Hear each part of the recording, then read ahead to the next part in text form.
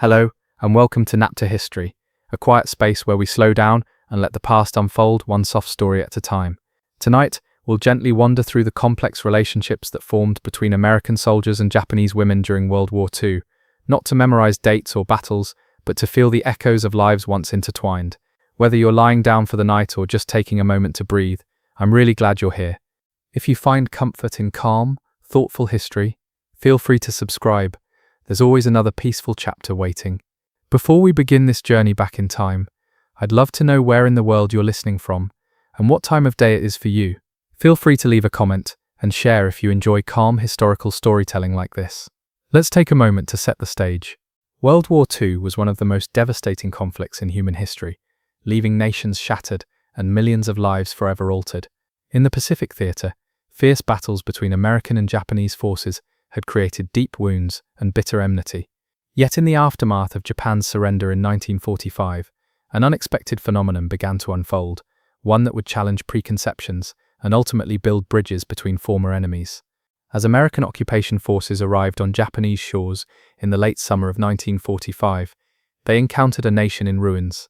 Cities lay devastated from relentless bombing campaigns, infrastructure had collapsed, and many Japanese citizens faced starvation and homelessness.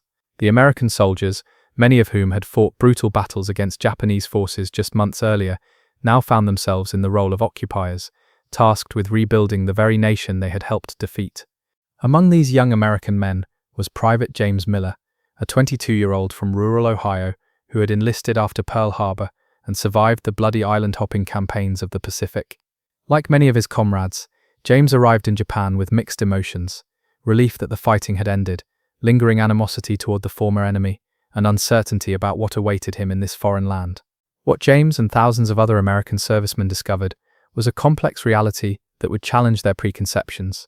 The Japanese people they encountered were not the fanatical warriors portrayed in wartime propaganda, but ordinary citizens trying to rebuild their lives amid extraordinary hardship. For many young American soldiers, this realization marked the beginning of a profound shift in perspective.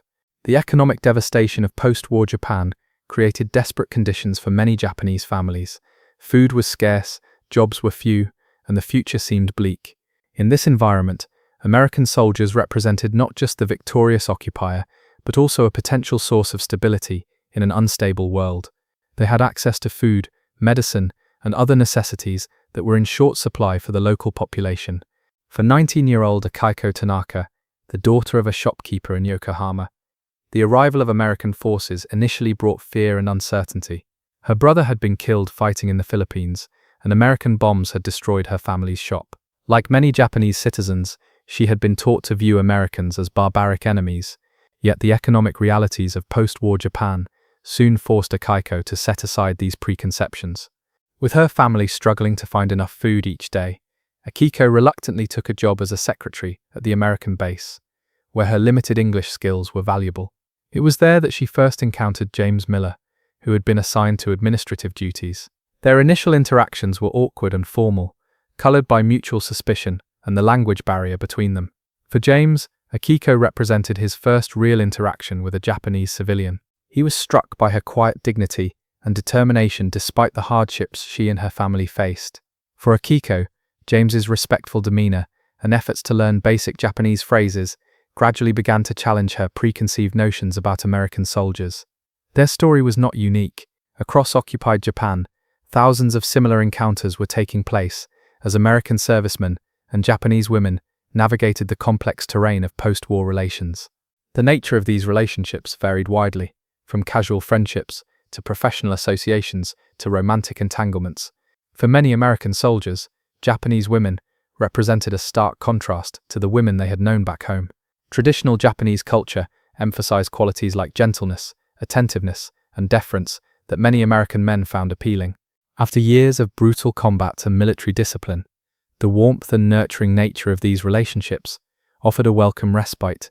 Lieutenant Robert Thompson, a Marine from California stationed in Kyoto, wrote in his journal, "The Japanese girls treat you like you're the most important person in the world. They listen when you talk, they remember what you like, they make you feel like a man again, after years of just being a number in the military machine." For Japanese women like Michiko Yamamoto, a young widow from Osaka, relationships with American soldiers offered practical benefits in a time of scarcity. "My husband died at Okinawa, and I had no family left," she later recalled in an oral history interview. "Working as a maid for American officers meant I could eat regular meals and send food home to my aging parents. It wasn't what I had imagined for my life, but we had to survive." Some of these relationships were purely transactional, exchanges of companionship or services for material support. The harsh economic conditions of post-war Japan led to the emergence of the pampan girls, women who engaged in relationships with American soldiers, primarily for economic reasons. These women were often ostracized by Japanese society, seen as having compromised their dignity and national loyalty. Yet many relationships transcended these transactional beginnings to become something deeper and more meaningful. As months of occupation turned into years, genuine bonds of affection and understanding began to form between people who had once considered each other mortal enemies.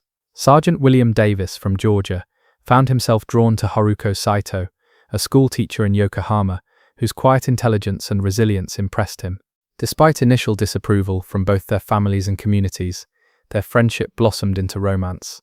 "She helped me see Japan not as the enemy, but as a place of beauty and tradition," William later wrote to his sister, "and I think I helped her see that Americans weren't all the monsters she'd been told we were."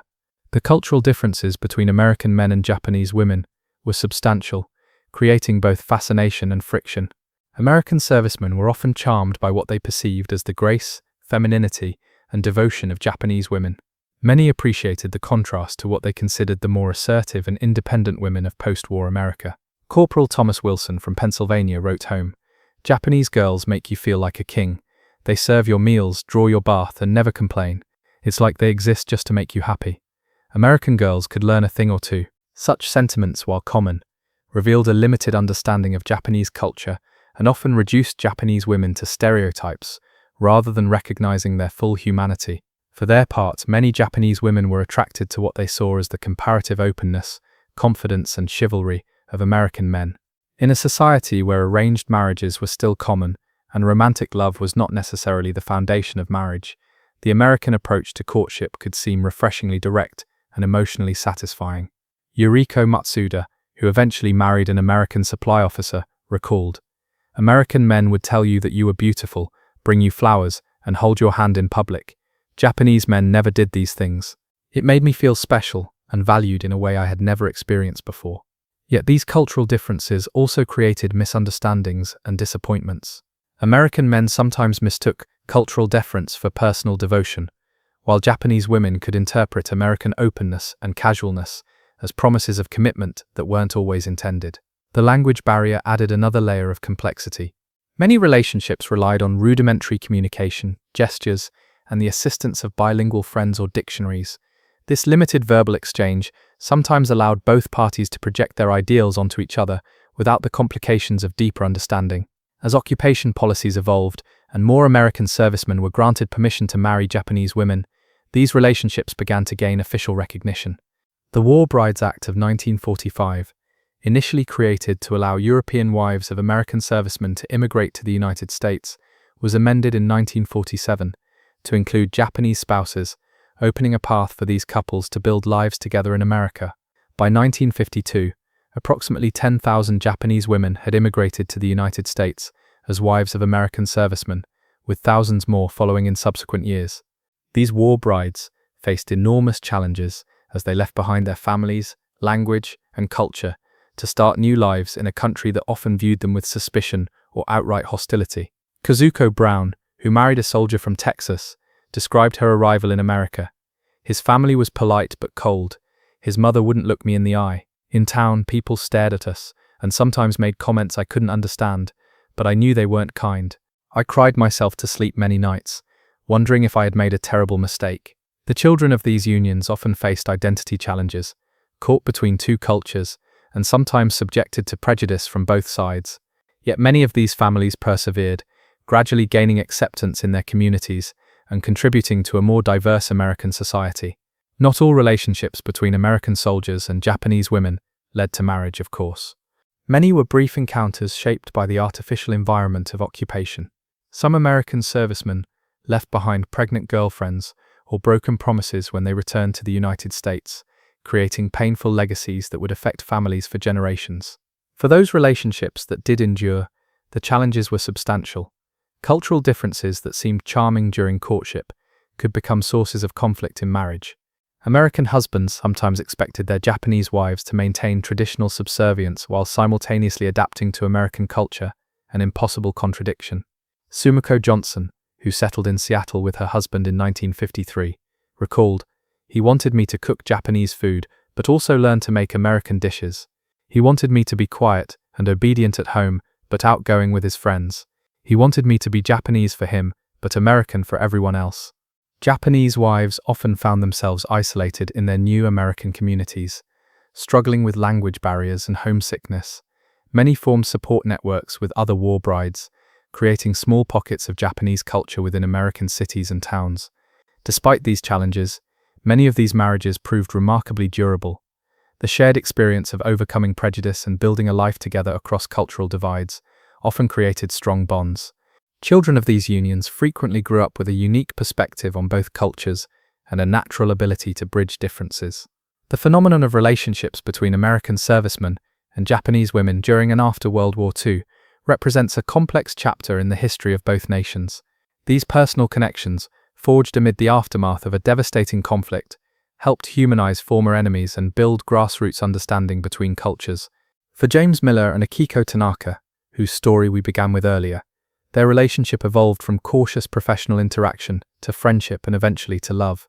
Despite opposition from both families, they married in 1949 and moved to James's hometown in Ohio, where Akiko faced the challenges of adaptation with determination and grace. "It wasn't always easy," their daughter Karen recalled decades later. "Mum faced discrimination, and Dad's family took years to fully accept her. But they built a good life together, and they helped change attitudes in their community.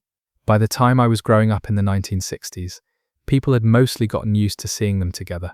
The legacy of these relationships extends beyond individual families. The thousands of Japanese war brides who came to America in the post-war years helped change perceptions of Japan and contributed to the gradual acceptance of Asian Americans in communities across the country.